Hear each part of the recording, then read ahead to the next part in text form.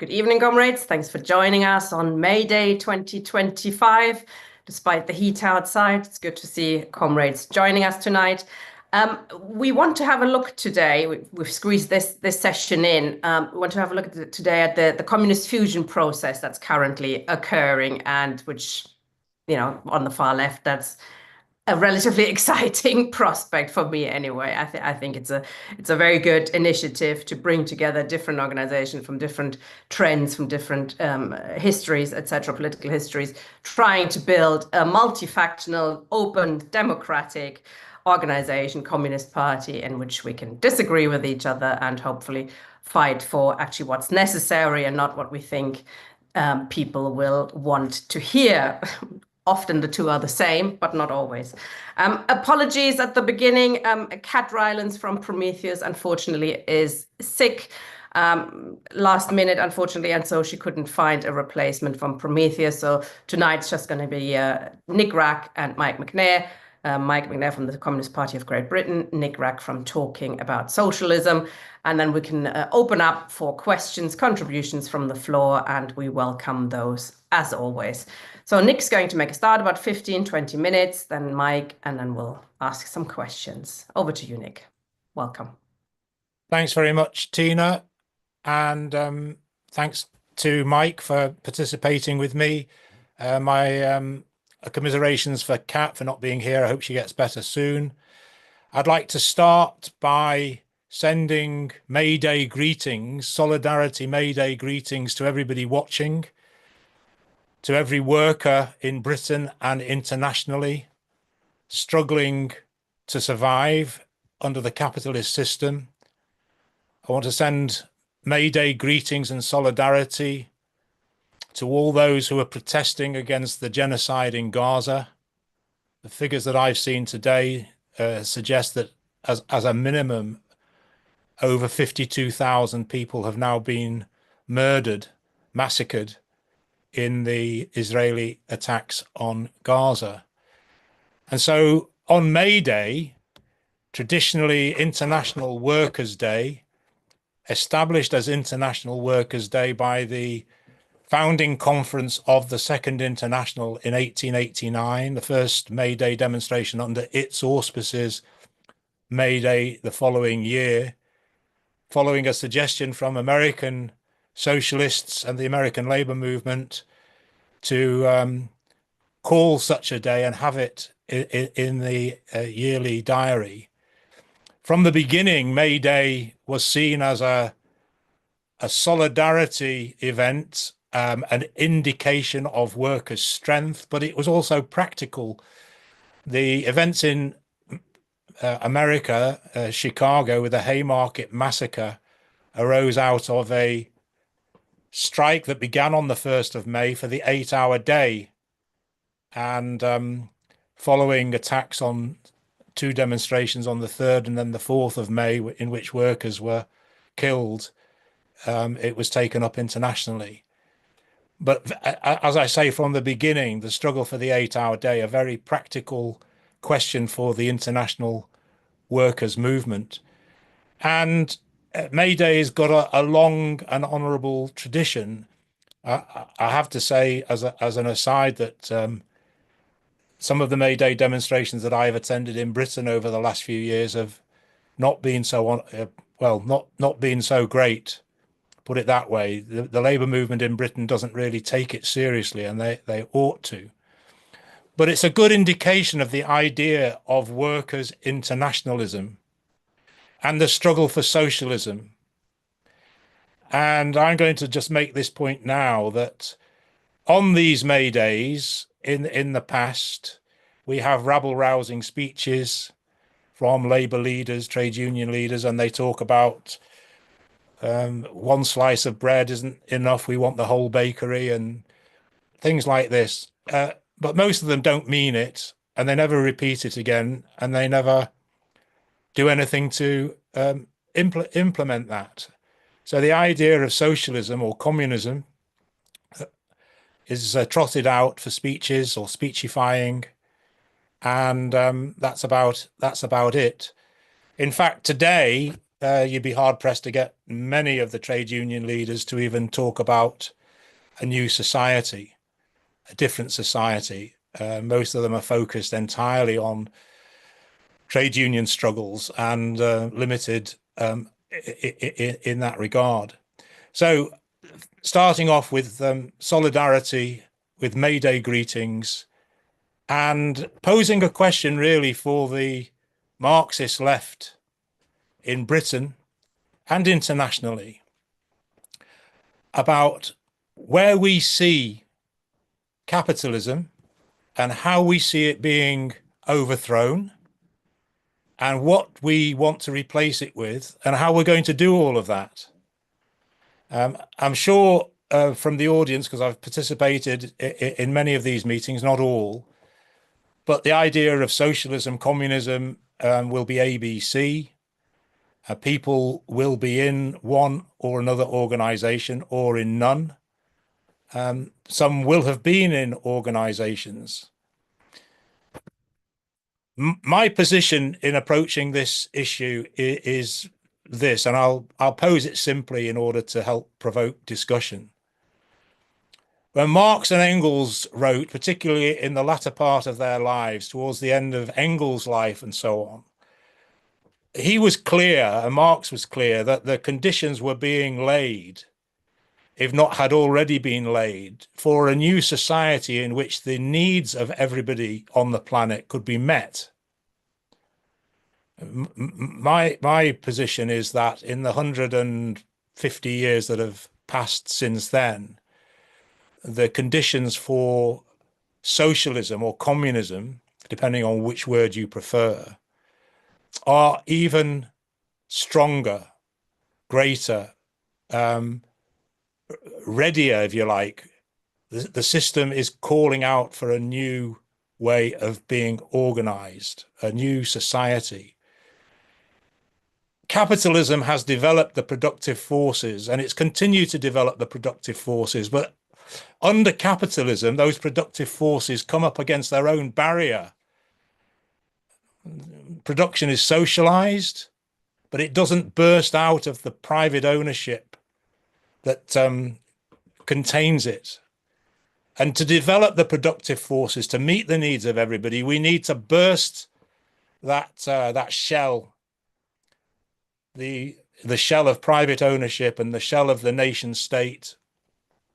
And we need to create a new society. Of course, in the process of developing the productive forces, it's also, capitalism has produced the massive, absolutely huge proletariat. Marx and Engels talked about this in the Communist Manifesto, the gravedigger of capitalism. And that was in 1847, 1848. Just to look at the world today, and in almost every continent, in almost every country, the working class is not just a majority, but a significant majority. If the working class had the consciousness and the understanding and the organization, the consciousness that it has the power to change things, then things could be changed. Nothing happens without workers.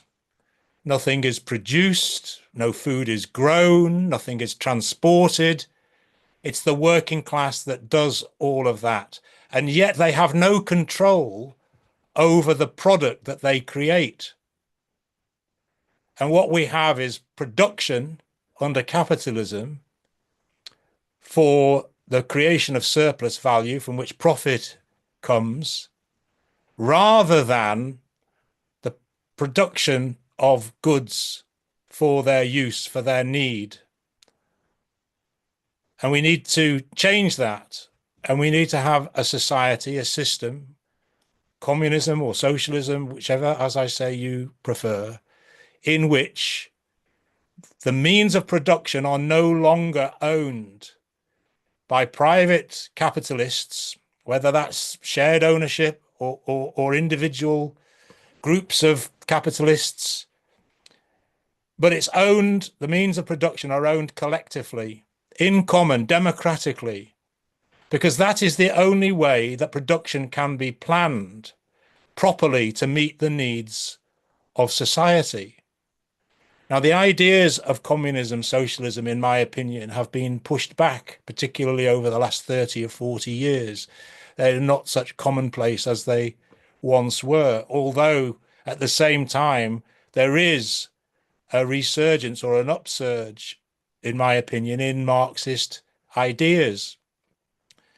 But I think that it's a mistake for communists to underestimate the attraction of our ideas, because people are clearly fed up with the system and they're looking for alternatives. And in the absence of a clear, confident, coherent, organized communist party that posits a completely different way of running the world, in which every worker would participate in the decisions about how that world is run. In the absence of that, workers are tempted to look elsewhere, or they're frustrated, or they're demoralized, or they're depressed because they don't see an alternative. I think that the ideas of communism are extremely attractive, they're positive, they're realistic, they're sensible, they're rational, and they actually tie in with the experience of every single worker who goes to work, who looks at his or her pay packet and knows what they've produced and knows what profits have been produced, and looks and questions, why am I doing this for them for only this amount of money? I can't afford my rent. I can't pay my gas bill. I can't send my children to school in the morning with breakfast. They are crying out for a systemic change, and we do not present it as confidently, as boldly as we should and as we can. If you go back to the Communist Manifesto, Marx laid down a challenge or a question to the bourgeoisie. He said, you, Mr. Bourgeois, you complain that we are coming after your private property. And he says, yes, Mr. Bourgeois, that's exactly what we're doing. We're coming after your private property. And he posed, or Marx and Engels posed in that pamphlet, what he called the property question. And that is still the question. Who owns the means of production, and therefore who benefits from the product of the labor that goes into those means of production? And that's what needs to change.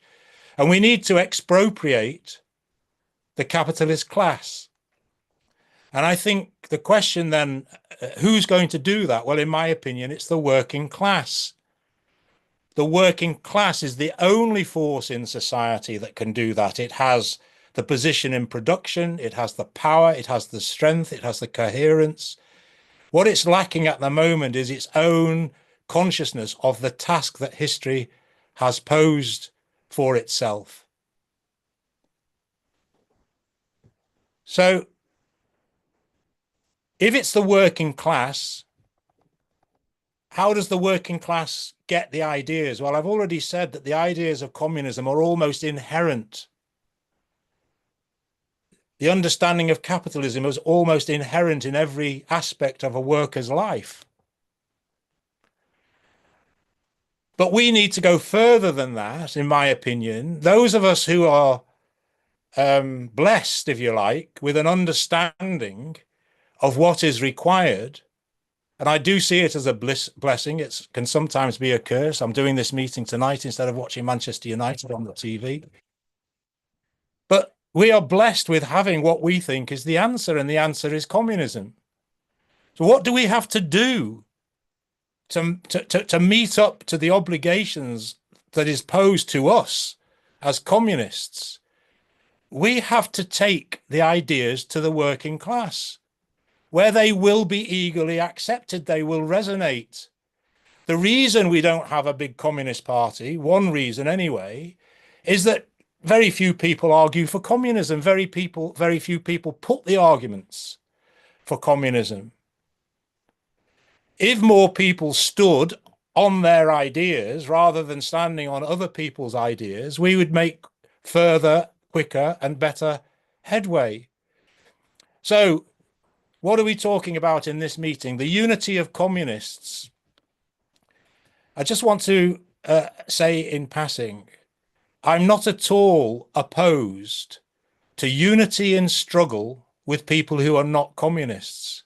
Communists are obliged to work in common struggle in all areas of working class life. That's in the trade unions, on the housing question, fighting for care, fighting for decent pensions. We fight alongside the rest of the working class who's not yet drawn our ideas or not yet formulated a communist position. So there's no separation from communists from the rest of the class. We're there in the fight, in the fray. But what we do is we raise our ideas.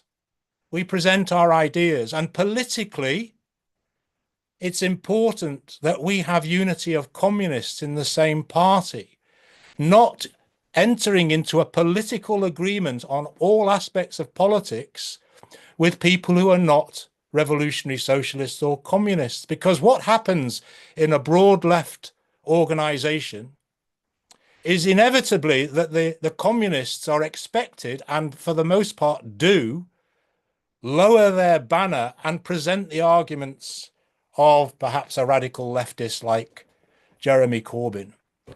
And therefore the communist arguments don't get put, or they're relegated. And you have people that will go along to one meeting and will organise for the left reformist programme to be presented and the candidate to get known and so on. And then on another occasion, they'll be out selling their Marxist papers. And the two, it's sort of almost like a political schizophrenia. What we need is unity of communists. In the same party, we need to create a mass communist party. And the reason is obvious. There's an unnecessary duplication of work. The different organizations in Britain at the moment are full of excellent communists. That includes the organizations, by the way, that call themselves socialist, the Socialist Workers' Party, the Socialist Party, Socialist Alternative. They are communists in the way that I mean the term communism, fighting for a society in which the working class comes to power and transforms the society from capitalism to communism. And we have a society in which ultimately we reach a society in which everybody contributes to their ability and everybody takes what they need. So the comrades in the Socialist Party, Socialist Alternative, what was Socialist Appeal and now is Revolutionary Communist Party, all of these comrades have the same basic ideas as I do. And I would think the same ideas as Mike has, and the same ideas as all of you have. And I think what is really necessary is a serious self-assessment or self-check, in a sense. Why is it that we're ploughing these different furrows, doing pretty much the same thing? We go to the protests on Gaza with very similar articles. We sell different papers with nearly the same mastheads. I just want to tell a story to finish with, because I'm not sure how long I've spoken for. But I was coming back from work. I live in Manchester, and as I think some of you know, I'm a barrister, and I was working in a trial in Liverpool. And yesterday I got the train back. And I was doing some preparation for the meeting that we've got on the Forging Communist Unity meeting with the comrades Mike and Jack from the CPGB and the comrades from Prometheus. So I had with me on the table, I was carrying this volume 24 of Karl Marx, Friedrich Engels, and I was looking at various articles. I'd taken it with me to look at socialism, utopian and scientific. But in fact, I was a bit tired, so I was looking at quite a few other things, including the effect of the anti-socialist laws in Germany. But anyway, I had that on my desk, on my table, and as the train was diverted, And as I was getting up to get off at Victoria in Manchester, a young man leaned into me and under his breath he said, what's the explanation then? And I thought, this is a bit odd. Does he think there's some conspiracy theory about the train being diverted? And he said, and then he showed me in his hand, he had a copy of Lenin's State and Revolution. So I said, oh, right, okay. And so he said, what are you reading? Anyway, we ended up going for a coffee and we chatted for about an hour and a half. And the day before he'd read the Communist Manifesto and yesterday he'd moved on to Lenin's State and Revolution. He'd never read anything before, but he thought that he ought to. And he agreed with what he'd been reading. He'd not come across any organization in his university, but he was really, really keen. He was a refugee who'd come to Britain from Syria in 2015, and he wanted to understand what Marxism was about. Now, that's just my one experience. I think that could be replicated 1 million times or 10 million times across the planet. But I then got to be thinking, if he goes on the internet and he's wanting to join, he's going to come up against a plethora of different organizations. He's going to see every single masthead that you can possibly imagine and some that you've never even heard of. How on earth does he decide? He's drawing the conclusion these Marxists want to organize society. They can't even get together and organize themselves. Most of the reasons for the separate organizations, in my opinion, do not justify separation. They just don't. The arguments that have led to the separation are mostly historic and are no longer that particularly relevant. They're of interest and they should be discussed out. A lot of it is to do with a lack of democracy and egos and the sort of staying in place of a leadership that doesn't want to lose its position, even if they've only got a membership of 6. And if you compare that to the task that we have, the challenge that we have, then it's lacking all sense of proportion and necessity as to what is required.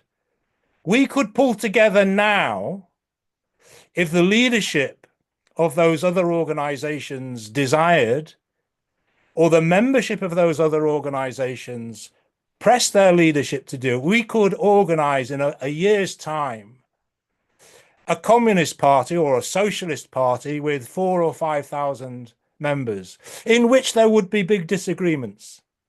But the disagreements would be disagreements between communists.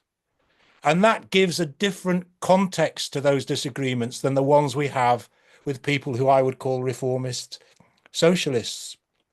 So what we need is a completely democratic communist party in which communists are allowed and encouraged to raise their ideas, to discuss their differences, to help clarify ideas and organize around a program which is a guide to action for the party and for the class.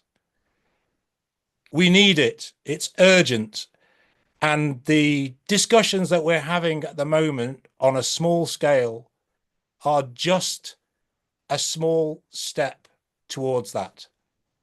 Thanks very much. Thank you very much, comrade. Excellent start to the meeting. Very enthusiastic and inspiring. Thanks, comrade. I just wanted to say before I bring in Mike that the 3 organizations involved in the communist fusion process are also this year organizing together Communist University in central London, which will also be on Zoom, but much better to come along in real life and meet comrades and discuss how we can fuse together, how we can build as Nick says, a truly democratic organization. We don't want another communist party, do we? We'd rather bring the existing ones together. but actually most of the organizations that exist wouldn't touch this kind of process with the barge pole because, as Nick has explained, they don't allow differences to be aired publicly. They will have differences internally, but we're talking about an entirely different culture where you can have differences in the newspaper, you discuss them openly, you can have factions, open factions. We don't want factions, but you should have the right to have factions to allow those differences to be aired. So thank you very much, Nick, for that. That was excellent. Over to you, Mike. Thank you, Tina, and thank you, Nick. And I too agree with calling her May Day greetings, calling out May Day greetings to everybody across the world in struggle, um, and so on.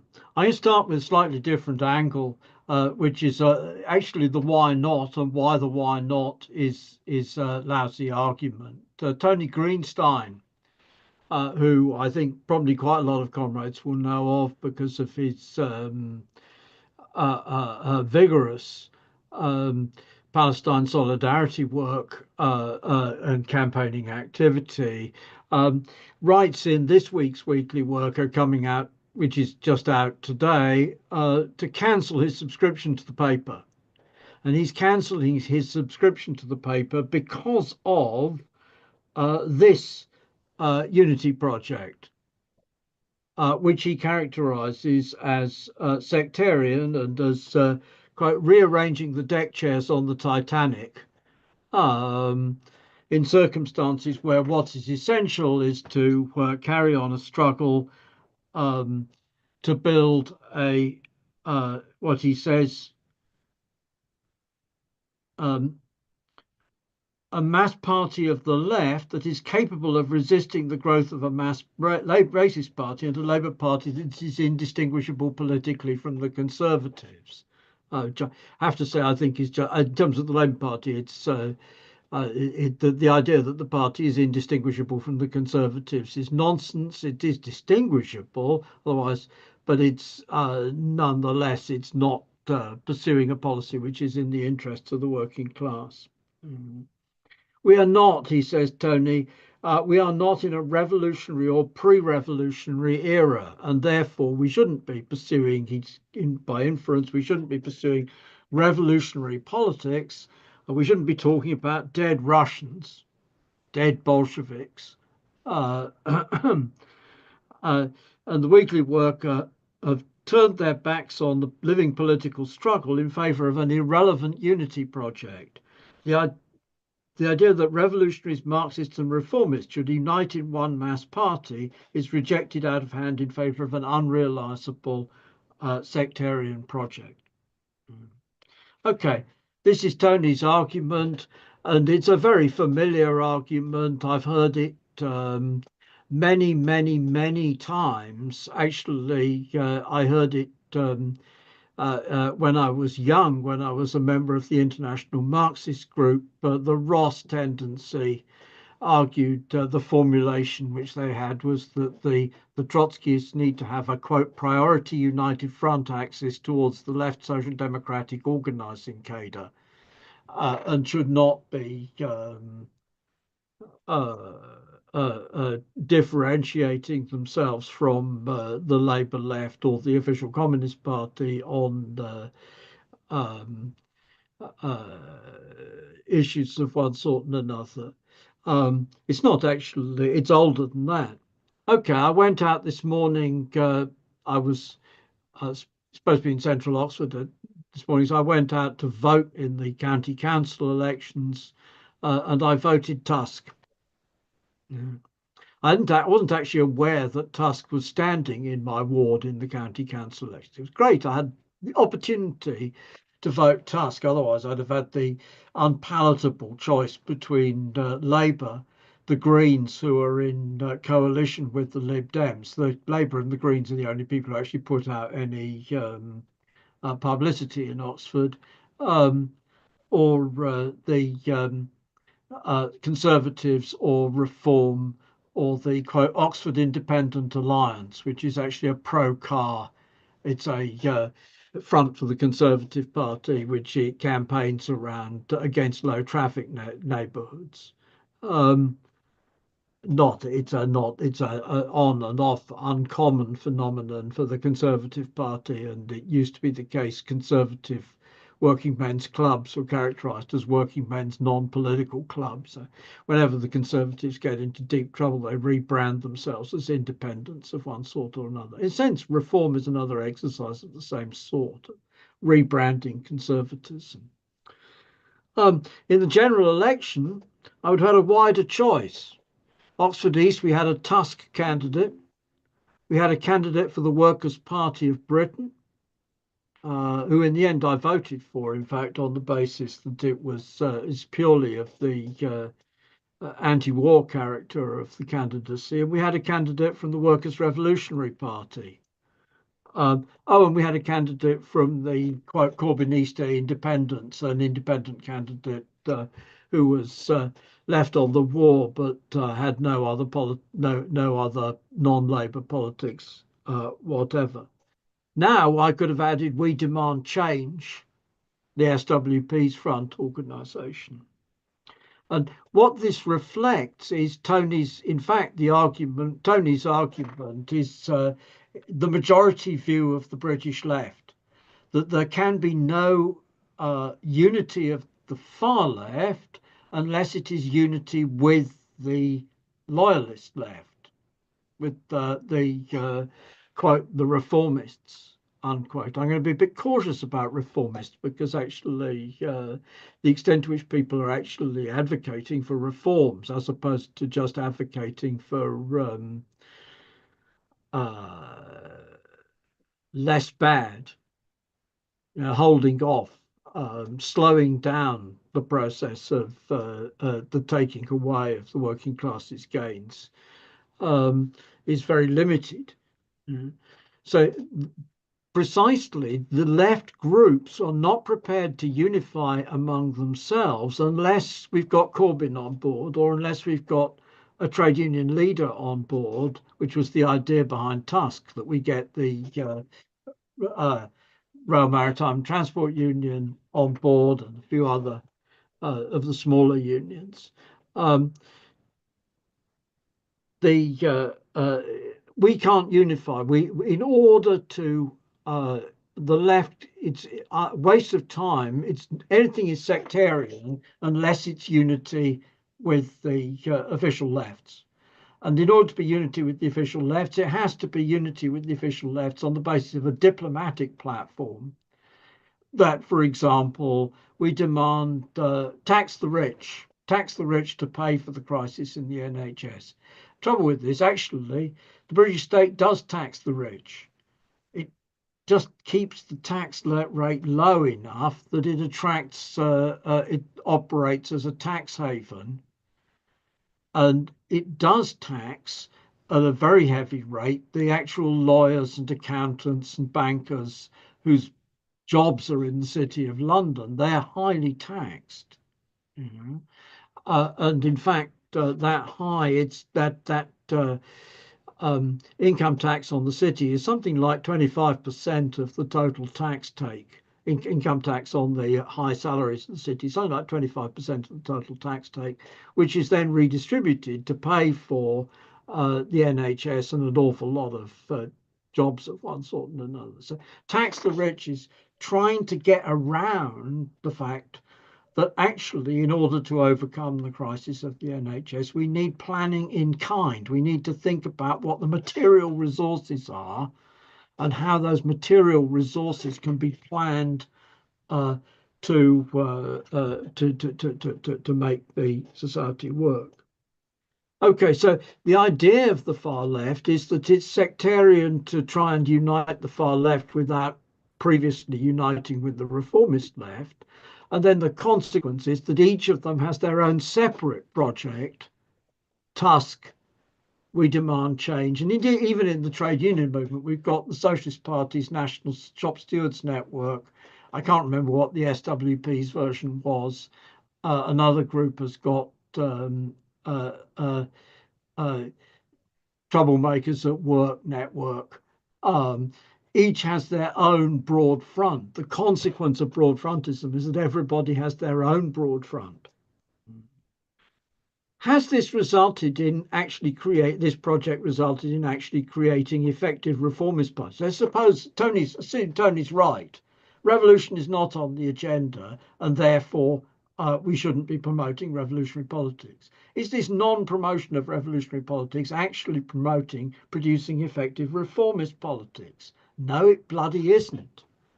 Workers' Party of Brazil collapses, starts out as a vigorous reformist party, but collapses into the game of Brazilian coalition clientelism. Rifondazione Comunista enters into coalition with the left, with the Democratic Party and the centre ground, and is broken up over the question of Italian troops going into Afghanistan. Syriza forms a government together with the right-wing nationalists, and then unavoidably, once the civil servants actually brief them on the real economic situation of Greece, capitulate in face of the demands of the Troika, because Greece can't feed itself and has not been able to feed itself without food imports since the 5th century BCE. Podemos again enters into coalition, is defeated. Corbynism, the first phase of Corbynism, it appears as a radical alternative, and because it appears as a radical alternative, doesn't quite win a majority, but wins takes away Theresa May's majority.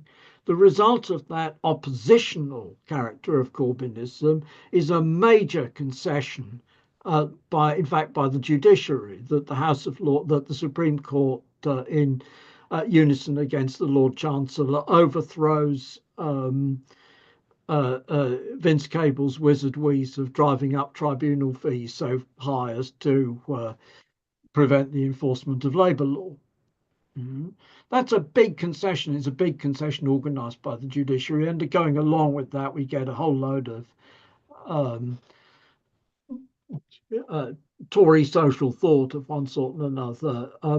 But then, of course, the Corbynistas are persuaded into, well, we've done so well. If we can just defeat the government in Parliament, we'll be able to force a general election, which we win.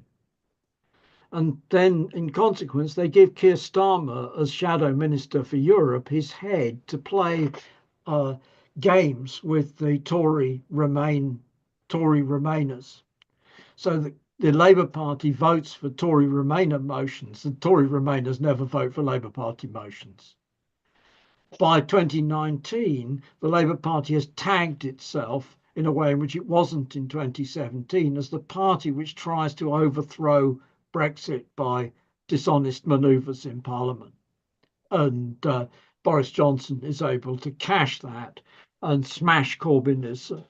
So that none of these projects of unity of reformists and revolutionaries work. And it hasn't worked. It goes back earlier than that. It was already failed policy. It was already a failed policy when it was the policy of Ernest Mandel in the left wing of the Belgian Socialist Party in the early 1960s. It was already a failed policy when it was the policy of Raymond Molinier and Pierre Franck in the La Commune tendency, which counterposed itself to the Trotskyists on the basis of building a broad front opposition in the French Socialist Party in the 1930s, and then in the Parti Socialiste Ouvrier Paysan in 1938 to 1940. All along, this is a policy which has failed and failed and failed and failed. And it's not just that it fails to build a revolutionary organization, which is it fails to build a reformist organization either. It's no guarantee, there's no guarantee of victory by unifying the left on the basis of Marxism. It's a guarantee of failure to keep on with the project of attempting to construct broad fronts. There is a chance that by unifying the left on the basis of Marxism, we could create, it's not on the agenda right now to have hundreds of thousands of people in a communist party, but it is on the agenda in the right now, if we could break through Socialist Party, Socialist Workers' Party, Revolutionary Communist Party, to break through to a communist party on the scale of the old CPGB at its height, which would be a force operating in relation to a real influence on the Labour left, as opposed to a mere tail for the Labour left, which the reality is that the left groups operating in the Labour Party. Secondly, I just and very briefly, because I'm coming to the end of my time, the difference, talking of the difference in terms of reformist versus revolutionary, is somewhat misleading. And the reason is because what our opponents are is loyal to the British nation and the British state and the British constitution. And that loyalty to the British nation and the British state becomes the vehicle by which, for example, the Corbynistas, the second wing of the British government's assault on the Corbynistas, is the anti-Semitism witch hunt. But the anti-Semitism witch hunt is in reality a demand for loyalty to the British state. In reality, it's a demand for loyalty to the United States in relation to the United States' colonial possession, Israel. United States settler colony in Israel. Yes, it's true that it wasn't originally a United States settler colony, but then New York was not originally a British settler colony. Israel became a United States settler colony. So it's the call that the anti-Semitism witch hunt was a demand for loyalty to the United States and for statements of loyalty to the United States. Similarly in relation to NATO, similarly today in relation to Ukraine. And this is not, again, ancient history, but in reality, the left wing of the difference between the communist movement and the socialist movement, socialist parties, communist parties and the socialist parties, starts with the German social democracy with August Bebel and Wilhelm Liebknecht refusing to vote war credits for the German war German war with France in 1870, and then the left of the SPD, German Socialist Party, refusing to support Eduard Bernstein's arguments for support for humanitarian intervention in Armenia in defense of Christians against the Ottoman Empire in the 1890s. And in this country, Ernest Belfort backs Theodore Rothstein's opposition to Henry Hyndman's British nationalism, and the difference between the big split of 1914. But the reality is that's not that big split of 1914. That's not about dead and gone politics. It's about a live question. Do you back your own state in relation to its national interests? And do you back your own state in its imperialist operations and its wars? And that live question is the question which blew up Rifondazione in Italy. It's the question, in essence, in a different form, which destroyed Syriza, the politics of single national roads to socialism and single country socialism. So that my point in all this, there are live political differences between the right wing of the workers' movement and its left those live political differences actually at present have the consequence that the centre right, the part of the left of the movement which clings to unity with the right, the loyalist left wing, like the Corbynistas, are incapable of organising effectively and in the long term. There is a chance, a small chance, that unity of the revolutionary left, the disloyalist left, the left which seeks to overthrow capitalism altogether, which seeks radical democracy, which seeks a break with imperialism, that unity of that left could possibly change something. We recognize what we're doing with this forging communist unity process. It's bleeding small groups. It's really small groups.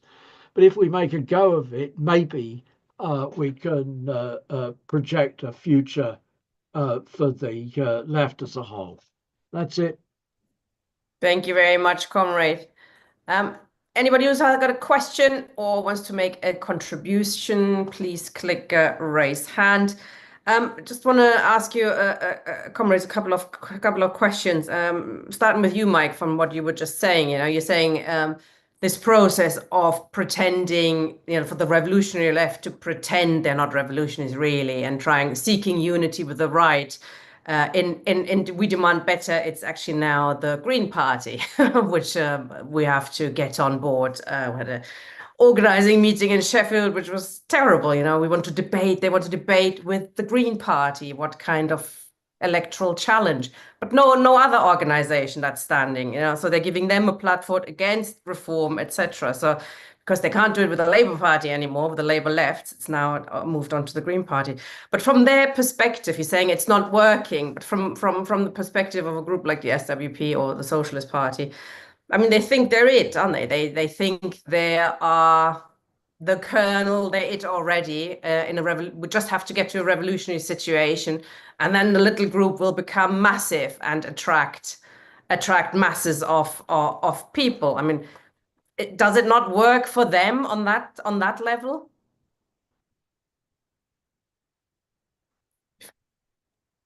Okay, the reality in terms of the British far left, at the end of the Second World War, there was an organization called the Revolutionary Communist Party, which was the biggest Trotskyist organization which had then existed. It had 200 members. It split into roughly three parts. The biggest of which was Jerry Healy's organization called the Club,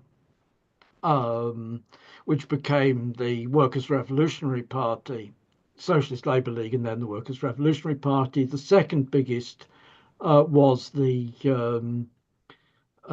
Cliff faction, which became the International Socialists and then the Socialist Workers' Party. And the third biggest was the Grant faction, which became the Militant, and now out of the Militant comes the Socialist Party and the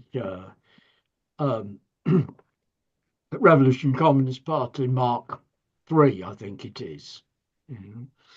And because in the interim we had the Revolutionary Communist Party Mark II of Yaffe and Frank Furedi and co. But in essence, in terms of the size of the organisations of the British far left, it is the only extent to which things have changed and overtaken is that the WRP blew up and reduced itself to fragments, and the IMG, which was a rather smaller organisation all along, at the same period blew up and reduced itself to fragments. The SWP is in the 2,500 to 3,000 actual paid up members. SPEW, Socialist Party of England and Wales, about 1,000 odd, probably a bit less paid up members. Revolutionary Communist Party claims 1,000, but whether that's genuine is very questionable from the point of view of deployable forces and pictures of meetings and stuff like that. But these organizations are bigger because every forward movement, rising tide lifts all boats. Rising tide does not marginalize. Rising tide of class struggle does not have the effect of marginalizing existing forces. And even that's true even in terms of revolutions. Portuguese Revolution turned the Portuguese Socialist Party into a very large mass party. The Portuguese Communist Party, which had been slightly stronger than the Portuguese Socialist Party, also grew on a very large, in clandestinity, also grew on a very large scale. Maoist groups, Trotskyist groups also grew. None of them outpaced the other. None of them became, this is the decisive body. Mm-hmm. The Bolshevik Party in Russia, okay, I know comrades don't want us to talk about Russia, but the Bolshevik Party in Russia was the majority party of the Russian working class as of 1912 to 1914. It was the party which held all the working class constituencies in the Duma. It was a party whose daily newspaper had mass circulation. The Trotskyists, but partly because Trotsky refused to recognize that in 1912, but also because the Trotskyists want to believe that you can start with a few thousand and a revolutionary situation, turn it around and take power. It's delusional. Where we're at is fragments which we have to somehow overcome in order to get to the point of being able to construct a party which can sink deep roots. That's it. Thank you, Mike. Nick, before I open the floor, one question to you. The title of the meeting was why we're fighting for a mass communist party, and you've answered it as well. Also, but how we're doing it. And I know there have been meetings going on between the three groups for some time, and on both websites and in the Weekly Worker, there are reports about that. But perhaps you could sort of give your impression of how it's going, maybe, and where it's going, and where there are challenges, and how you think we might be able to overcome them. I mean, obviously, one thing I've mentioned already is Communist University taking place this year, organized by all three groups together, and being in the same room with members of organizations like that, I think will go some way to, clarify where we disagree, perhaps, but also bring us together on a social level. We'll meet in the evenings, etc. And I think that kind of aspect, talking together outside of meetings is really important. What do you think about how it's going? How long have I got? I'm not aware of it having been done in the recent past. So I've certainly got no experience of it. So how's it going? Well, the meetings are comradely.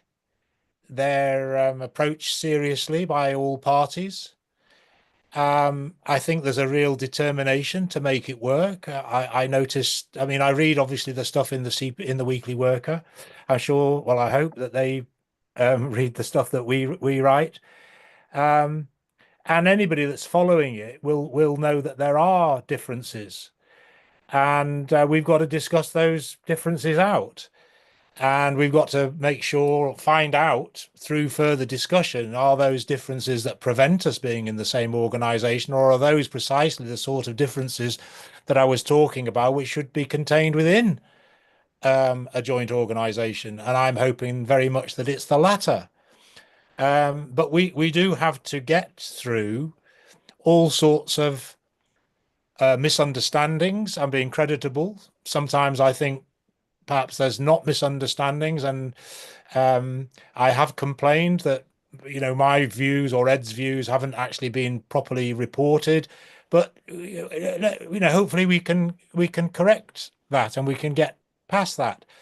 The Communist University, I hope, will be a success and an opportunity to discuss some of these ideas. Some of them are quite basic ideas, and I've used this metaphor before about Darwin's finches, that we've all grown up in different islands in the Galapagos, and we've all developed different colored tails to our feathers, and we squawk in different ways, and we use words in different ways, and so but we're all finches. We're all Marxists, we're all communists, and so there must be a way of getting around this. And I hope it was clear from my opening comments. I think this is so important that we really do need to make this work. We need to make it work so that we can show other people that it's possible. And if we can show that, even if we've got quite serious differences on some issues, so long as they are within what we think are the sort of broad parameters of what is a communist party, then let's have those ideas out and discuss them in front of people that are watching. And some of those discussions might be quite difficult, they might be quite theoretical, try to make them as accessible as possible. We shouldn't underestimate the ability of people to follow them, to read. I want to develop it because I know people are watching. We're getting emails from people who are saying we're watching this, and we're interested, and we hope it works. I'm assuming, well, some of them say it, but I'm assuming that those others who write to us are watching and hoping that it produces something that is attractive and that they want to join. So, we still got a lot of discussion to go, because we've got to make sure that we generally agree, that we understand where we don't agree, but we've also got to be content that if we go into an organization, it's the sort of organization in which, notwithstanding all the promises and this, that, and the other about democracy and accommodating differences and so on, that it's a healthy culture. And I think for a lot of people who have been through the existing left, or who have watched the existing left and pulled their hair out at the rivalry between the existing left, that's a big concern. And I think it's not, we've not yet discussed it, but I think it's something that we've got to address. It's one thing saying we want a healthy democratic culture. It's another thing actually making sure that you deliver it. And that's going to be a litmus test. And so I think the way that we conduct our debates internally, or in the Forging Communist Unity at the Communist University, is important. But I'll say this, and maybe Mike and Jack and others in the CPGB will take issue with this. I think we've also got to think about the way that we relate to other people who are in the communist movement, who we say that we want to merge with, we want to be in the same party with. It's one thing having sharp differences, it's another about how you go about expressing those sharp differences. Because if you say, well, I agree with you, but I've got the differences over this, but if you do that and they're a comrade, then you can overcome it. If you treat them like idiots and are useless to the working class struggle, then it's more difficult for the unity to progress.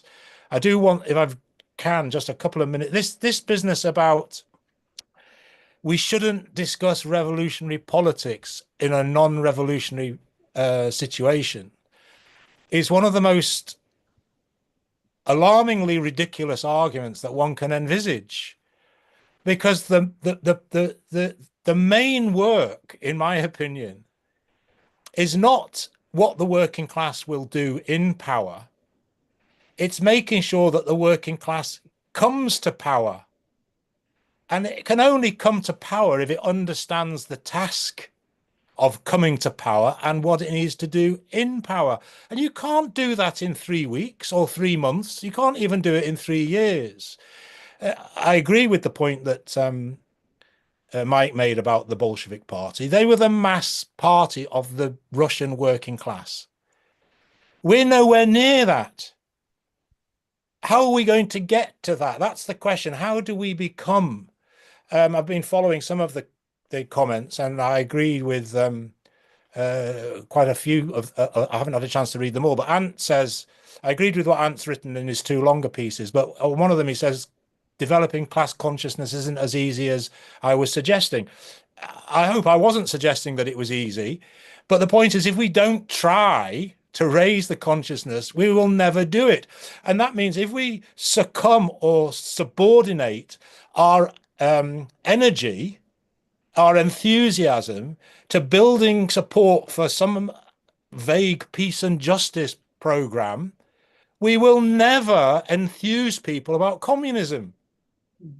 I am sure that most of the comrades in the SWP would be more enthusiastic about standing a candidate of their own and arguing revolutionary politics on the doorstep than they will be talking to the Green Party and backing some wishy-washy Green. Anyway,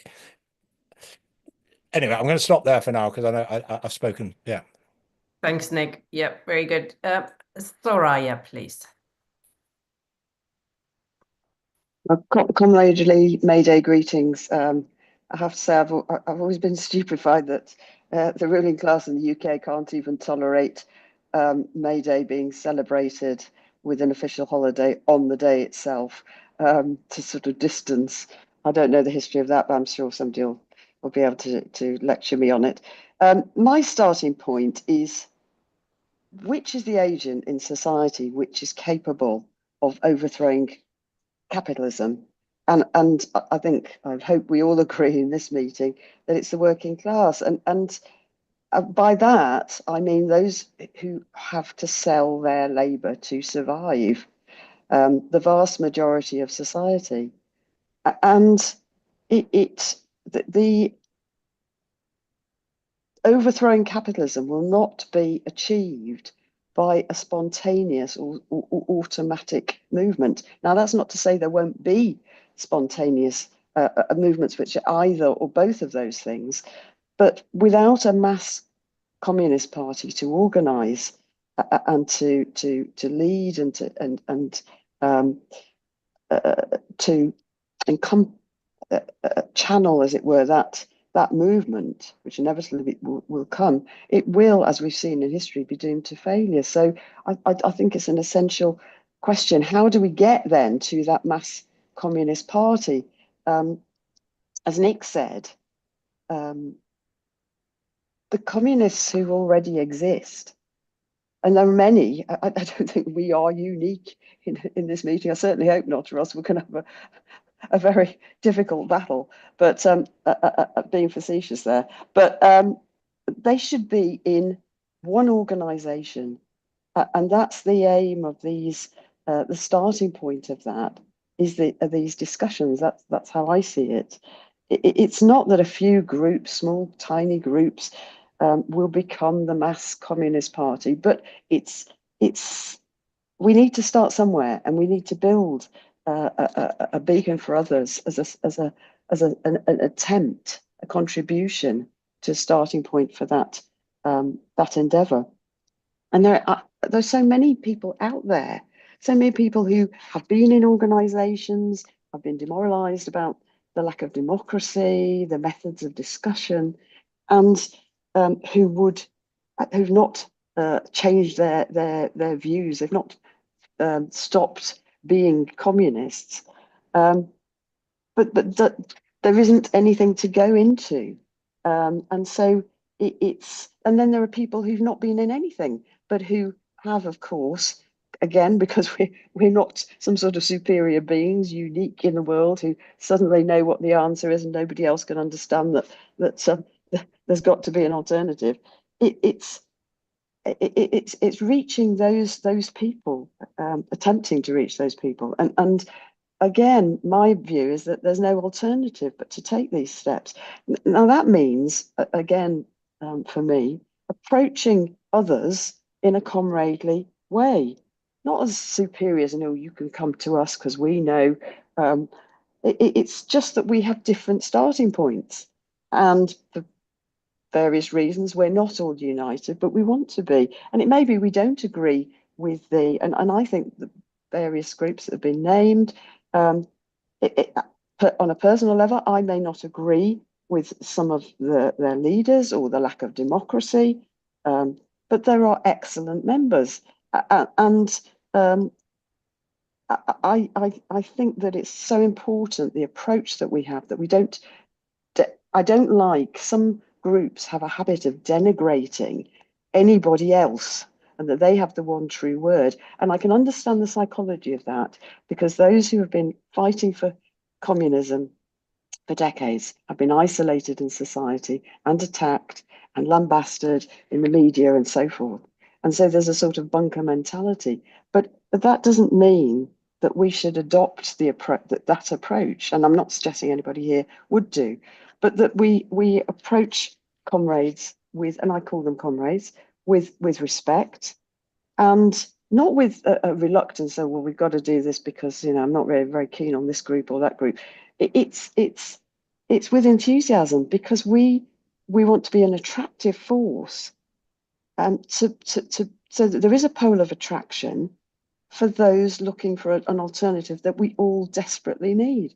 So I'm enthusiastic. I'm not exaggerating what we can achieve at this stage, but I'm very enthusiastic about the steps, and that, as Nick said, that there are people watching, and hopefully who will also be attracted, and that we will achieve a beginning of a unity, as I said, of the existing people from the existing groups, but also those who aren't in any at all.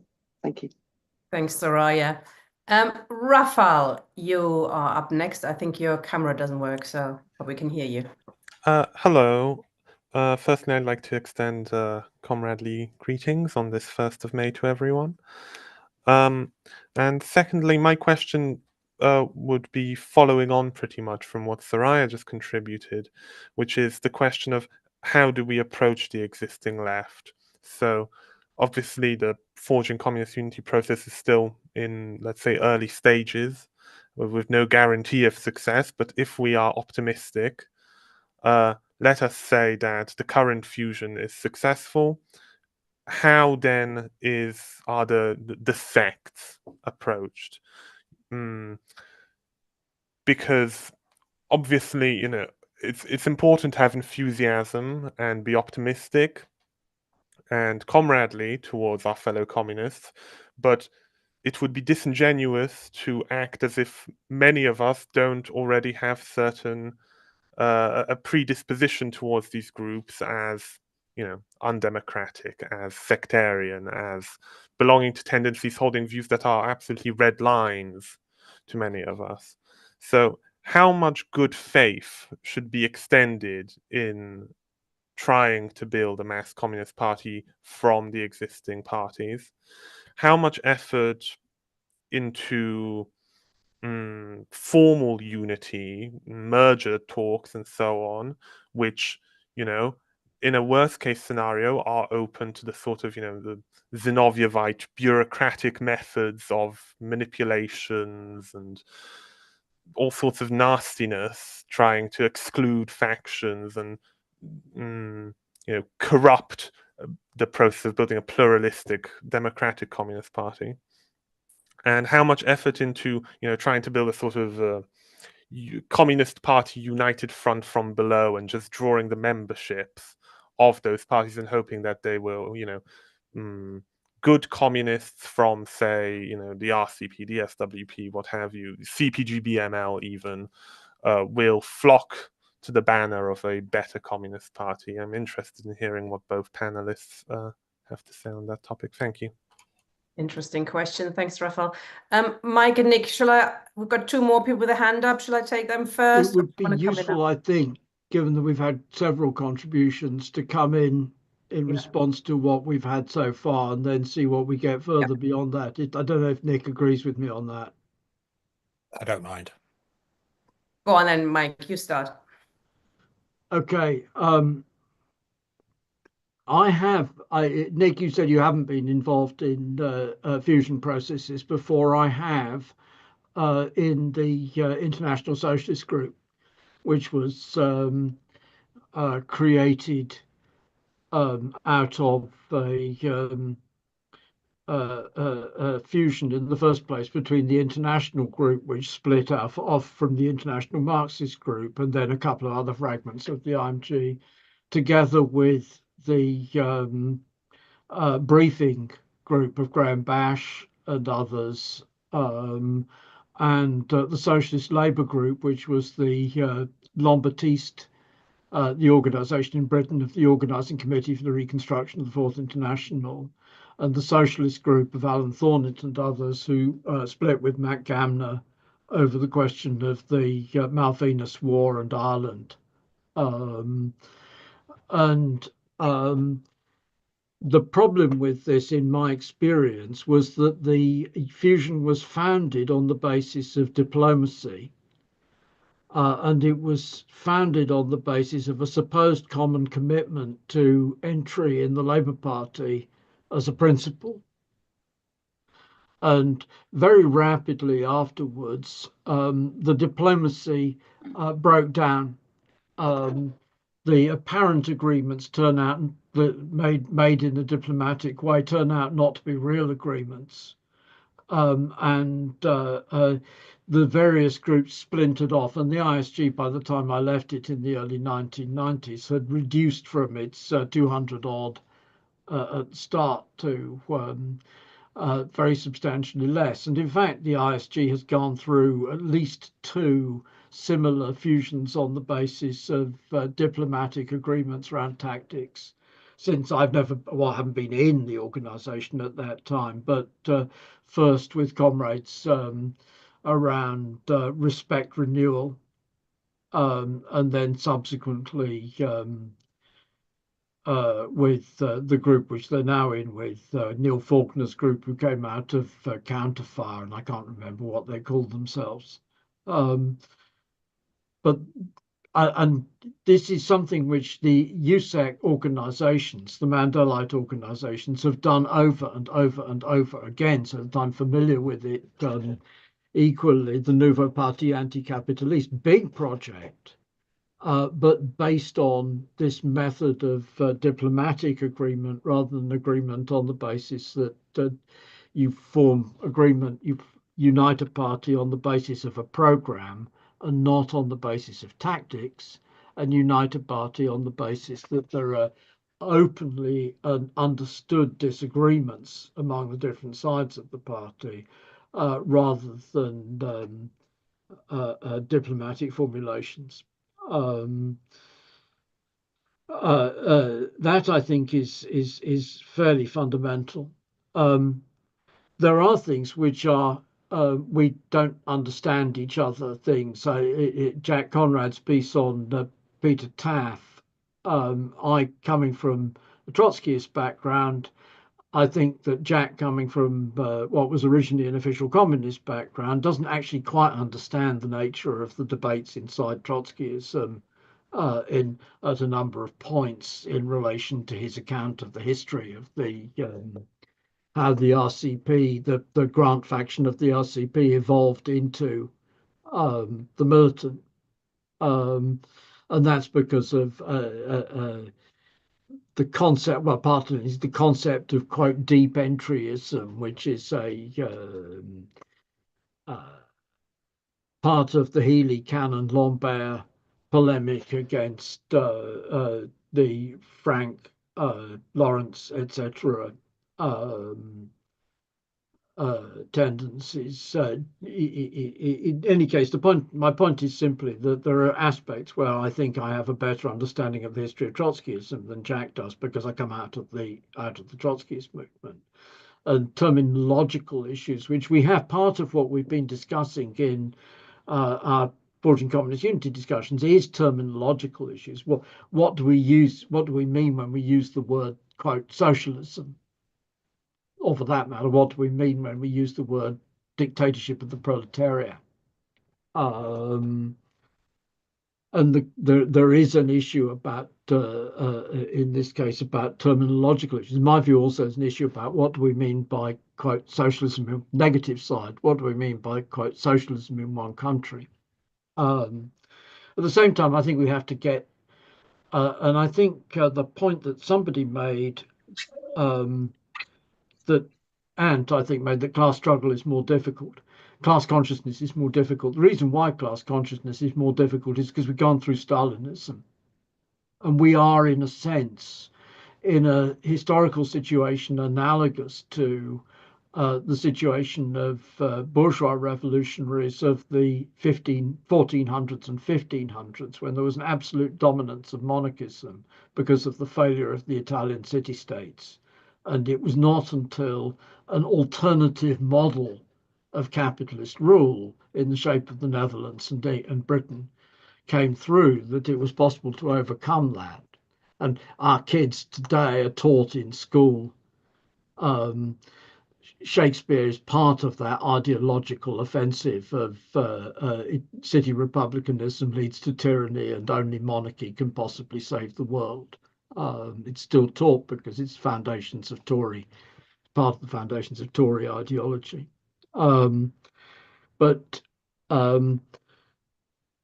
that means that has the consequence that we have to have that degree of consciousness that there's a weight which lays down on the workers' movement and on class consciousness, which is the weight of Stalinism. This inevitably leads to Stalinism, which every school child is taught at GCSE level.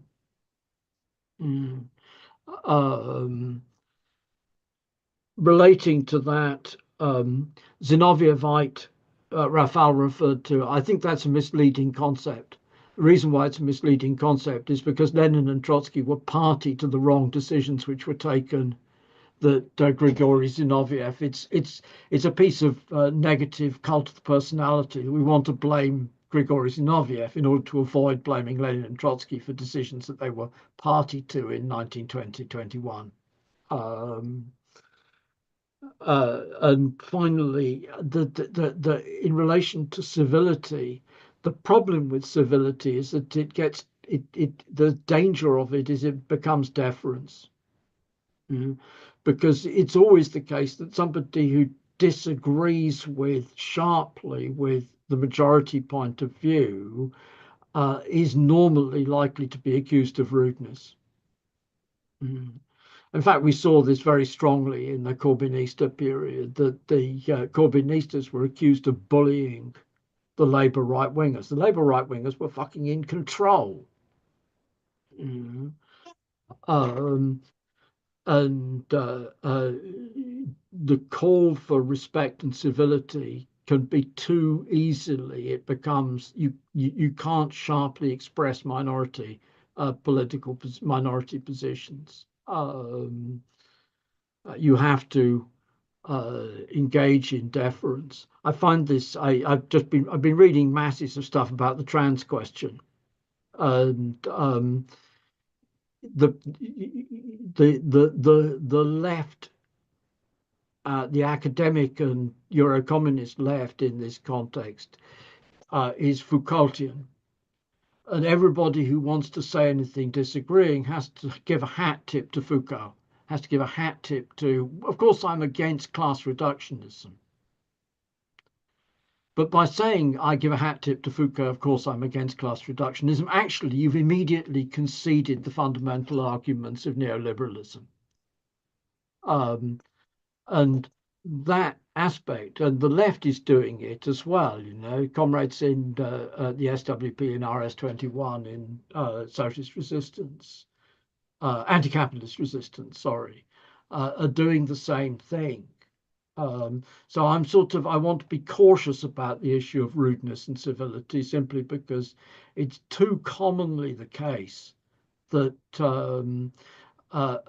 charges of rudeness and incivility are just charges of failing to give sufficient deference to majority opinion. That's it. Nick. Okay, so in terms of Raphael's question, how do we approach the existing left? Well, first of all, the existing left must know that these talks are going on, and I can, because I've been in the room, I know exactly what's being said. These pifflers on the fringes of the labour movement That's what the people in the leading offices will be saying. And they won't want to touch us. They'll ignore us. They'll poo-poo us. They'll ridicule us. They'll laugh at us. But we have to just bang the drum for communist unity. We have to put propaganda out there. My article in the TAS website was sort of drawing a sort of a pyramid, and I was saying we need working class unity. And so therefore we need to overcome the differences that are introduced into the working class by alien class forces, the ideas of nationalism, of racism, of sexism, of homophobia and hostility to trans people. It's introduced to weaken the working class. And the working class needs to overcome that. And I think on the left, and I think it's also on the Marxist left, anybody who's serious must ask themselves a question. I just read an article in this paper. It was actually quite good. They said the same thing as we said 2 weeks ago. And so it's propaganda. We need to put out the arguments for communism because they're not put out generally. We need to put out the propaganda for Marxist and communist unity because nobody else is doing it. So that's the first thing. Now, it may be that just goes into the ether and it doesn't, but I don't think that's going to be the case. I think it will be picked up and I think it will have an effect. And there are people already, you know, the ones and twos, nobody wants to exaggerate this and blow things out of proportion, but people are watching. So if we pull this off, and that's a big if still, I mean, let's not get carried away. It's going to take some time. And I wouldn't want to misrepresent, what's going to be achieved in the short term. We need to, carry on. But if we succeed, I think that it would draw into that organization a layer of serious people who have been watching. And we would need to keep those people. And that's why the internal culture is so important, the democracy and the way we talk to one another and so on. And those people would gravitate towards us. And that in itself will have a big impact. On Ant's question, I don't necessarily, well, I actually agree with Mike's position on this question of class consciousness. I'm just going to make a point and then come back. On this question of class consciousness, the weight of Stalinism, I think, is an absolute massive glacial boulder. And that's why in the discussions that we've been having, me and Ed have been trying to emphasize that. I take issue with what Mike's written about us wanting moral distance from Stalinism. We want a political difference and distinguishment from Stalinism. We need to make it clear, in my opinion, that the communism that we aspire to has nothing to do with the communism in the Soviet Union or the communism in the Chinese Communist Party or in North Korea for that matter. So that weight, we've got to challenge it, and we've got to go out of our way to challenge it. But if we do get some sort of small unity, I think there's the possibility of a positive dialectical development here, because it would be the coming together of people who've got shared ideas, differences, but shared ideas. It could attract a new layer of people, and that could create a sort of effect. Who knows? Again, I don't want to get carried away. If you look at, I know there's been an interesting discussion on why Marx about the Gotha fusion, the German SPD, and whether that was a good thing or a bad thing, but certainly it did create a snowball effect. I'd probably be with Marx and opposed it, but there we go. It was a good thing in the sense that it created this snowball. So one of the articles that I was reading on the train when that young man approached me was about the impact of the anti-socialist laws that were introduced by Bismarck in 1880, just 5 years after the unification at Gotha. And I'm not trying to draw parallels with what we're doing, but with the Gotha program, but just to make a point that the unification had this snowball effect, such that Bismarck was forced to introduce legislation to ban the SPD, and suppress it. And Engels, in this article from volume 24, he says, in the year from 1879 to October 1880, there were in Prussia alone 11,202 political prisoners, socialists who'd been arrested for their involvement in socialist activity. So it obviously had an effect.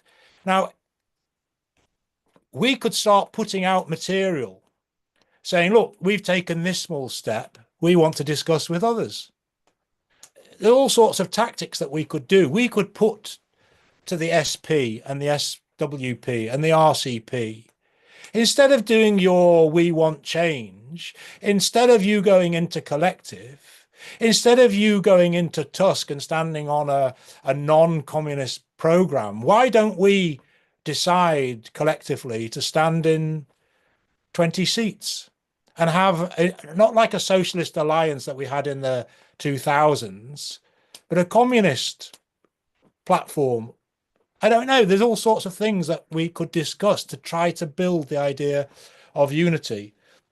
On Raphael's particular points, we have to make the argument and see what happens. And we shouldn't be afraid of making criticisms and pointing out things that we don't agree with. If these organizations were more democratic, then I think, you know, we may all be members of them. Why not? If there was the right for us to argue our ideas, our brand of communism inside the RCP, why would we not be in the RCP? It's only because they have this non-factional permission. You know, they don't allow the organization of different ideas. They don't tolerate anything different. You almost have to genuflect before everything that Trotsky said in order to be a member, which I couldn't live with. In TAS, we're a small organization, very small, but we've got people from all sorts of different backgrounds, different traditions, and we've got differences. We've got differences over words and terminology and assessment, and hopefully we'll have a comradely discussion to tease out those differences and work out what we actually stand for. And then, so that just leads me on to the last 2 points. Unification. I don't know whether I like the use of the sort of denigratory adjective of it's diplomatic or diplomacy. I don't see anything wrong myself with being diplomatic. There's ways of presenting one's arguments which are clearly I don't agree with you, and a lot of discussions can be started by the fact I don't agree with you on this, and the reasons I don't agree with you are these, and you set them out. In Jack's article, Ed and I are accused of being Proudhonists, Bakuinists, Stalin 1929ists, Pol Potists, and being strategically dumb. So, look, we can swallow that. I've got a thick skin. I think Ed has as well. But personally, I don't think it helps. Internally, the question of rudeness, I don't think there's any excuse for it. And I want a party where if somebody is rude, then they're called out for it. And if it's a leader who is rude, they're put in their place. Because I think that rudeness actually is used to cow members and basically subordinate them. And I don't want to be in an organization where anybody thinks like that or feels that they can't say something because if they make a mistake, they'll be jumped on. And so I think leaders have to go out of their way, particularly when there are differences, to say, we welcome your difference. It's a good point you're making, but we disagree with you for this reason. And therefore, it may be that Mike doesn't disagree with anything I've just said, but, you know, these are things that we've got to discuss, and it'll be part of the fusion process. Thank you. Yeah, I think that'd be a difference, but an interesting one. Andy, and then who else have we got? Jake, and then Sachin. Okay, I'll keep my points brief. Happy May Day, everyone. And thank you also to Mike and Nick for an interesting discussion so far. I'm just going to dive into the issue around civility. I might regret it. I must admit, it's a difficult one. In that, quite clearly, those of us who've experienced the Labour Party or been in other organisations which are bureaucratic and dominated by a bureaucracy understand how the right wing and those people who already have power within those organisations will use accusations of rudeness or even bullying in order to silence their critics. I saw it very often, very clearly in my local Labour Party. And, I have concerns then around attempts to police how people express themselves and how they debate ideas. We are all, if we are communists, we have a huge ambitious project, which I'm presuming we're all very passionate about. We're talking about the liberation of humanity. And actually, what I found interesting, Nick, is you raised this issue of civility earlier, and you then went on to describe those people who believe that you can't put revolutionary ideas in front of the class during non-revolutionary periods as being utterly ridiculous.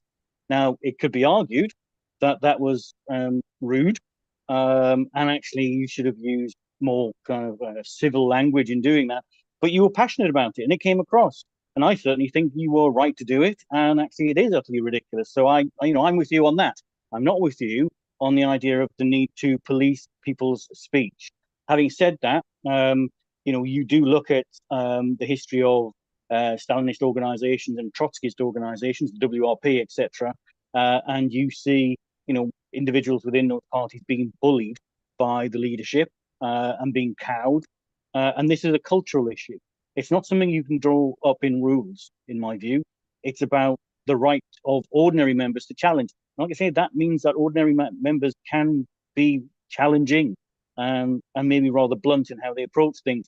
It's about how we develop people in the lower ranks of the organization and whatever comes out of it in order to hold leaderships to account. It's another reason why I do support a minimum maximum program, because you can hold leaderships to account. But yes, so we all clearly have differences around that. Two more things with the indulgence of the chair. I'd be quite interested to hear from Mike. You mentioned how the RCP Mark I split up into 3 different factions. My question to you is, are there anything coming out of that, that kind of, the breaking up of that organization, which would be useful to us in this process? What are the dangers? What led to those 3 organizations coming out of the RCP? Like I say, is there anything we can learn? And then finally, my question is, because I'm going to be at Communist University, and I'd be interested to know, do we have any sessions organized? How prominent will this discussions around this particular process feature in the Communist University itself? I'll leave it there. Thank you, Colin. I can answer that one quickly because I'm involved in that. We are getting there. There's a few roundtables being planned, but it's actually down to the 3 groups as well to decide which issues they think we have to discuss in a roundtable and which might be just better discussed with one particular person doing an opening. But we're getting there. Thanks, Andy. Okay, Jake, please. Hi, happy May Day, comrades. I just think it's worth emphasizing that I don't think we should be too over-modest about the unification process.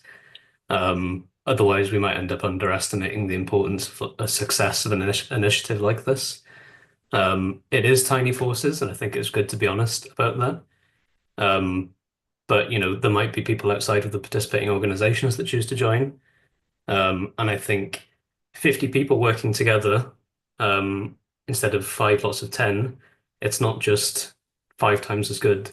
It's a non-linear thing, so 50 people is a lot better, and that's kind of part of this snowball effect. The initial kind of building up of these forces makes a huge difference.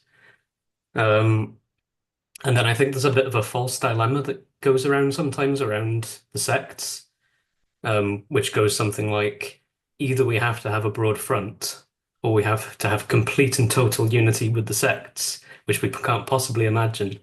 And I just don't think that's what we're facing.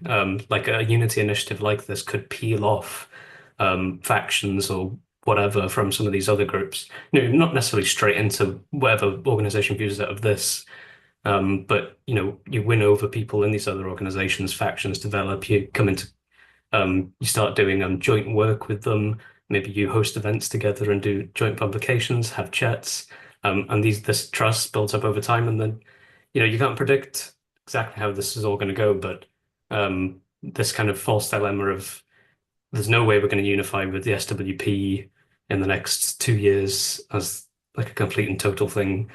So, broad frontism is more realistic. I just don't see that as the way it is. And that's it. Thanks. Thanks, Jake. Danny, you've got your hand up. Do you want to speak? Then please unmute yourself and switch on your camera. Oh, there you are. Hello. Hello, can you hear me?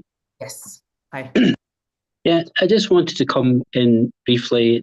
It's not any great insight really, but but to me, in terms of rudeness and culture, the two biggest obstacles I have when I talk about communist unity, if you like, with people who are new to this sort of politics, is the experience of Stalinism and the misuse of power.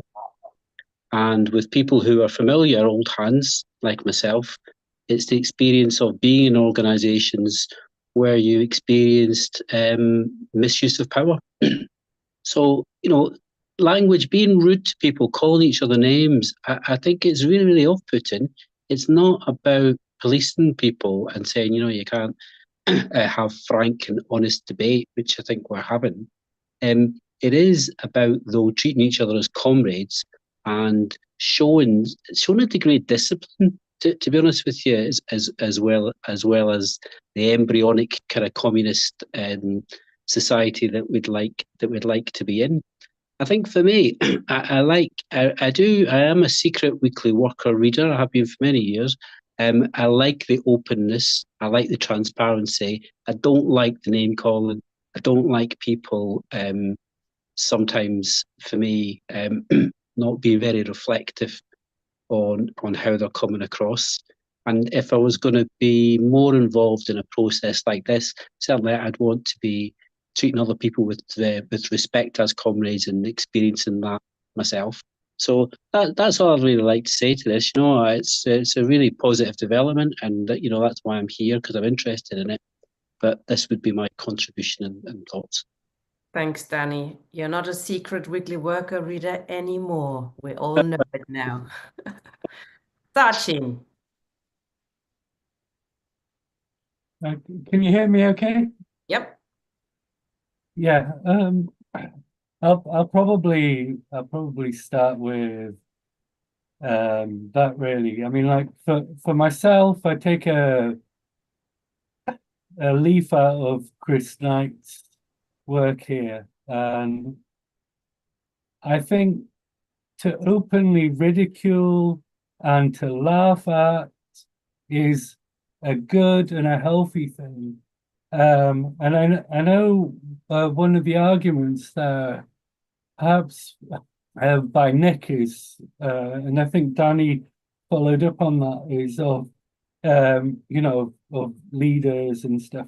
But one of the ways then, right, leaders, and then there's power relations. One of the ways to keep them into account is by openly ridiculing, not, swearing, laughing, ganging up on them.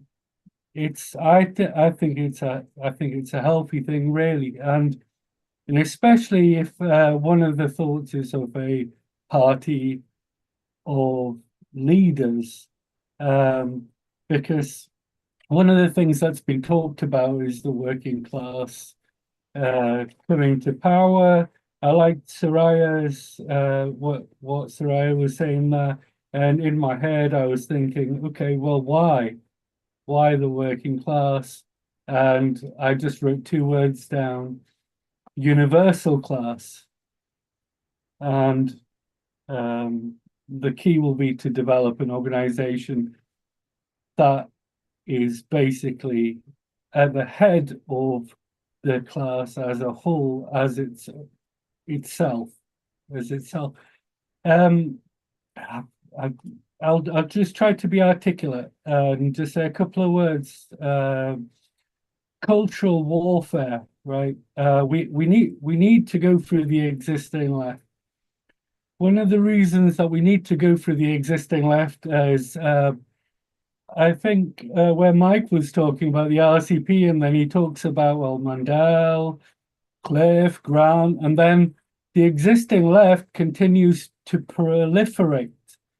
And as long as they are there and in their current forms, not in a culturally evolved form, because I found the idea of the Finches quite interesting, because the idea of the Finches, though, is okay, we can class them all as Finches, but they've got to a stage in their biological development where they are unable to actually produce live young with each other, to create something, like something biologically that can exist. And the sex are a little bit like that as well. And one of the challenges, and I was enthusiastic about some of the things that Mike was saying, and well, have you read us? I think Nick was saying, Mike was like, yes, I am. You like, I don't know if you saw the camera there. It's just like, yes, I am. Yes, of course. And what, in terms of then the words cultural warfare, then I think one of the changes that needs to develop is that external differences are okay. And external differences to other people, external differences, talking outside of an organization, but with what's going on within the organization. But of course, need unity in action. That's the essence of, in my head, what democratic centralism is about. And then when an action has been called, then everybody just like, for that action anyway, all right, shut the fuck up, let's get the job done, let's get it done, and we can criticize afterwards, but we just need to get the job done. The thing with like the sect mentality is that it's almost, the action is permanent. The action is that we've got this group right now, and then this group will eventually lead the working class into revolution. Because then the action becomes permanent, then it is like, like internally, you'll have grumbles or whatever, but then externally, no, we need to show the world this solid front, and that's the thing that needs to be overcome, I think, for momentum and movement. And I know people have said, oh, we need this many members, we need that many members. This will cause a snowball effect. This will, like, in my some sort of positive feedback or negative feedback. Can you wind effect. up now, comrade? Sorry. Yeah. Okay. Okay. I'll just say a couple more words here. So the Finches, biologically, there's no going back, but we are all human. Culturally, we can change. So let's go back to, and also look at the world before the renegade Kautsky. and look back at Kautsky and yeah. Okay. So Okay, thank you, Sachin. thank you. We've got William wants to speak briefly, but I should say we want to give at least 5 minutes each to the main speakers. So if you could do a couple of minutes, William, that would be great. Yeah, I have no lot to say this week, except that I wish you luck with your communist university, but I don't think I could attend. I would say now I would have a headache for the rest of the year. And I've watched sectarianism on the British left, especially the Trotskyite left, which I find absolutely despicable. So I'd say one thing for you is when you still have your ideological differences, you tend to be less violent than we do in Ireland. Differences with the Irish republicanism usually ends up with shooting and killing. Maybe a little bit more passionate than yours, but anyway, the best of luck to you. So I just thank you for allowing me even sit at your webinar. Thanks, comrade. Okay, let's bring both main speakers then back in to sum up and perhaps try and find a theme. I think the rudeness is probably going to come back in the discussion. 5 minutes each, if you can, but you can overrun a little bit. Mike first, and then Nick.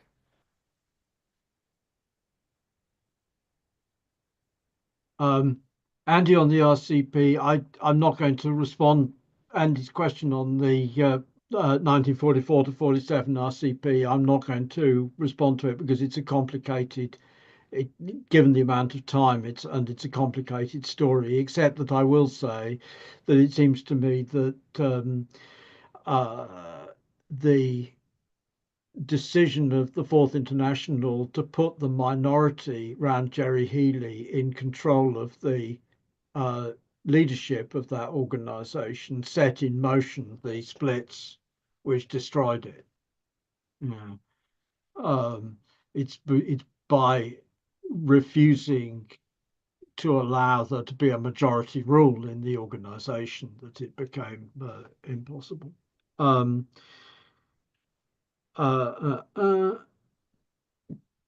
Jake, I agree. The possibilities of it, it seems to me there is a real, I don't think there's a possibility of us suddenly creating an organization which is bigger than all the rest of the organizations at the far left and forcing them into our organization.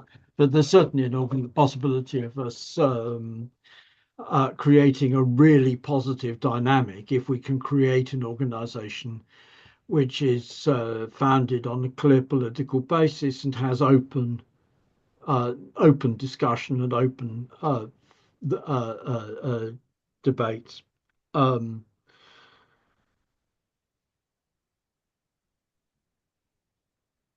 Danny, the misuse of power. It seems to me that the commonest way in which the misuse of power works in the far left organizations is by factitious disciplinary proceedings. That people get chucked out in order to manipulate you get the SWP, of course, you had in the fight over the Martin Smith rape allegations, you actually had direct ballot rigging by the apparatus, which of course you had in the CPSU in the 1920s, you had ballot rigging by the apparatus. The IMG when I was in it, ISG, etc., but also the Healyites. The characteristic thing was that people were expelled on charges of indiscipline. The split of 1953 in the Fourth International was triggered by the American Socialist Workers' Party expelling its roughly 1/3 minority, which wanted to get closer to the Communist Party, on the basis that they had been disloyal in failing to attend a public meeting in New York. And the other side of it is walking out in order to delegitimize the conference, which Taft did, claiming that he actually had the majority. But similarly, equally, Nahuel Moreno, I was at the bleeding meeting. It happens that where Nahuel Moreno and Pierre Lambert organised a split in the Fourth International in 1979, on the basis it was essential to walk out in order to delegitimise the conference. That's the opposite of democratic procedures. But the SWP, it's preemptive. You're not allowed to correspond between members of different branches outside of the pre-conference period. Whole mass of stuff of this sort. I'm not convinced that it's about. I actually think it's much more common for people to be slung out on the basis that they're allegedly being aggressive as a minority than it is for people to be intimidated into not raising their voices. I have to say that the leadership of the IMG was much ruder on both sides of the factional struggle than anything that either Jack Conrad or I have written in the Weekly Worker in the internal debates, and it didn't stop us, the opposition, the different tendencies, from continuing to fight. It was there. It was, however.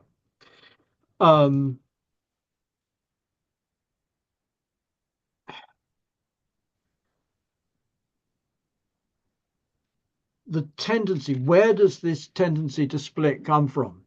I don't think it's a product of Trotskyism, Comrade O'Brien, because it's also true if you were to look at the history of American or French Maoism, you would find the exact same phenomenon. Yeah.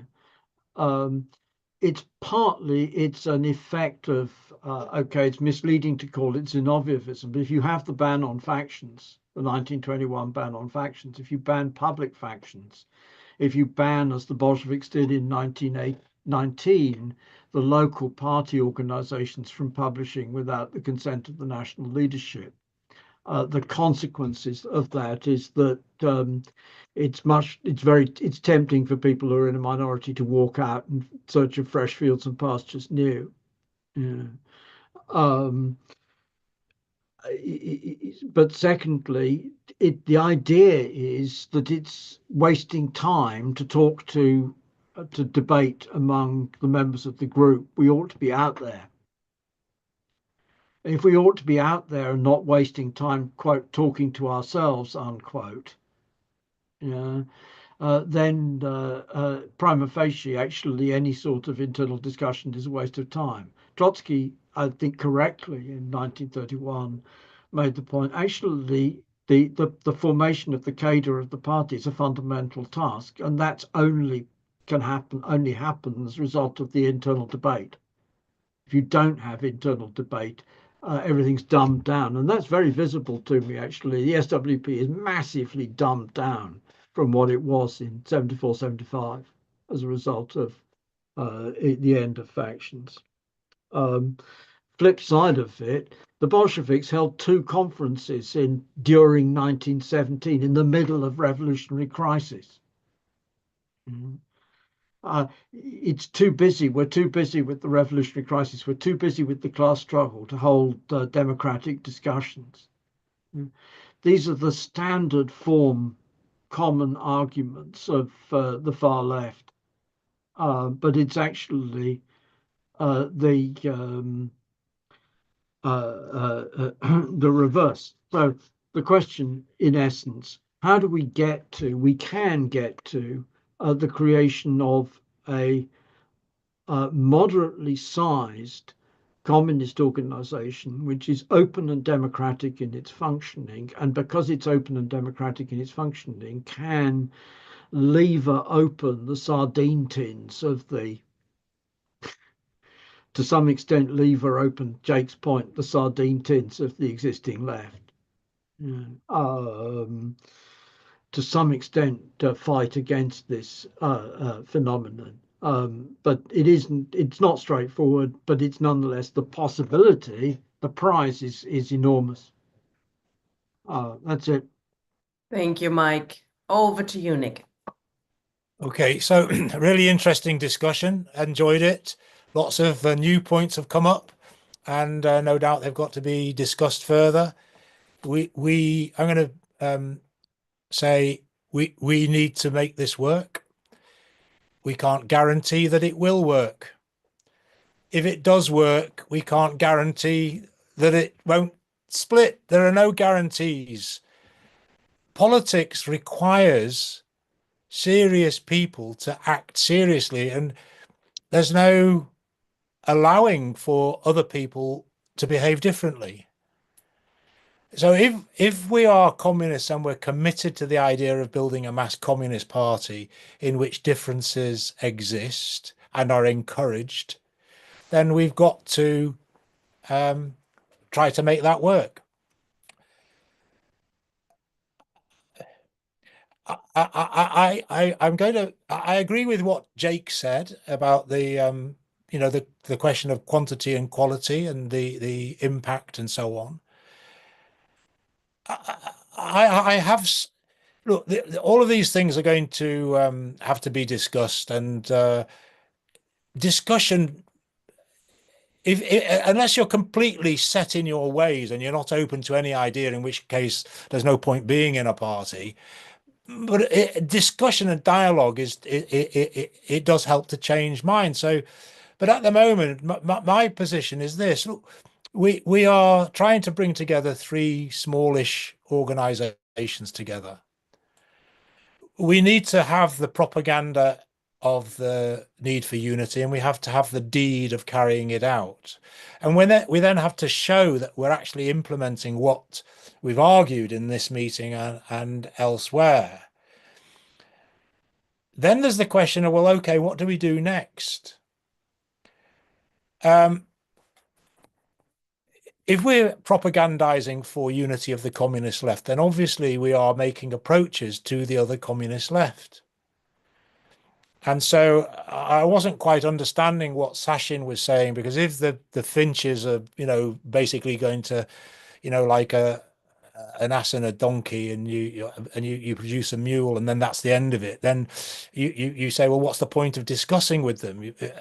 There's a point in discussing with them because we think that there's something to be gained from discussing with them, and I think that that is important. However, I'm just going to raise this now. When we say we want to go through the existing left, we need to sort of like think about how we're going to go through them. Are we going to go through them with a broadsword through the stomach? Or are we going to go through trying to persuade them that our ideas are worth engaging with them? And even if they don't agree with us on everything, we should still be in the same organization. And therefore, it does come back to not just the question of the ideas. The ideas are important. And actually, the ideas are paramount. The politics, the program, that's paramount. But how we go about it, if you go to a factory, you take your ideas to the factory and you say you're all stupid, all you're doing is coming out on strike, you need to be getting involved in high politics, you idiots, we need to change the world, you'll get punched in the face, frankly. And so the question of how we conduct ourselves is important. I can't help smiling to myself when Mike says the problem with civility. I just think that that's an oxymoron. It's a sort of like a phrase that doesn't fit together. It's a contradiction. There is nothing wrong with civility.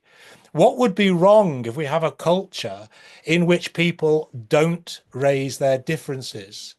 And of course there are passions, and of course we will misspeak, and somebody will pull you to one side like they did with Lenin after various conferences, and he writes messages to others saying, oh, sorry about the way I spoke to you in that particular congress, and so on. And so we're living as comrades, particularly if it's in a small organization, but the culture and the question of how to address people, and I think there's an interesting exchange in the side comments. I think, is it Paul Cooper? The culture of discourse. It's an art, not something that can be. Yeah, it is an art. Leadership is an art, and sometimes you have to step away and you have to ask yourself, what do I look like to others? How is this going down with others? And you need to have, that's why collective leadership is so important. Somebody that says, pulls you by the elbow and says that was out of order. And you want membership who are going to say that was out of order. And so the art is developed.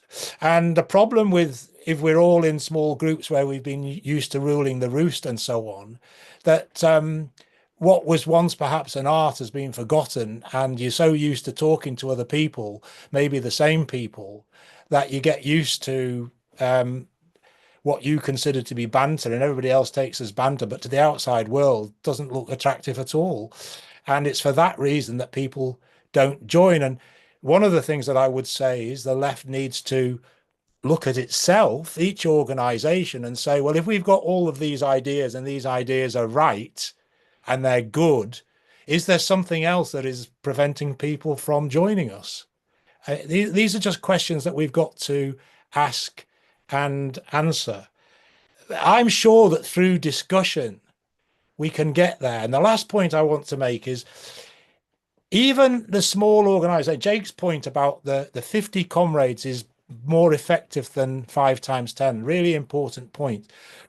And I take Mike's point about the importance of discussion and debate, but we can't build a communist party and we can't build the nucleus of a communist party just on the basis of debate and discussion. At some stage, we have to engage with workers and we have to take the good news of socialism or the good news of communism to the working class. And that's what even the Emancipation of Labour group, a tiny group, they did. They put out strike leaflets and so on. And you engage. And then it's not just you developing cadres in the abstract, in the discussion of the high theoretical debates and discussions in the party. You're discussing or you're developing cadre in how to apply those ideas in a dialogue with workers, and how you refine how to put your arguments across. And you come back and, I tried out this argument and somebody came back with this. I hadn't thought about that. And you feed it. And that's how you develop a cadre, through interaction with the class and the ideas. And I think that if we pull this off, we'll have a good go at it. Thank you. Brilliant. Thank you both very much, Mike and Nick, and all the comrades who spoke and made comments in the chat. Really important discussion, and I think quite enlightening on some aspects, and will no doubt also inform Communist University in the discussions we'll have there. There will be a particular session on a good culture in a communist party, and I think that's actually an important one, and it does go, I think, to the heart of quite a few objections from comrades, or worries that comrades have, and it's best to talk about it openly without insulting each other, I think. Brilliant evening tonight. Thank you both.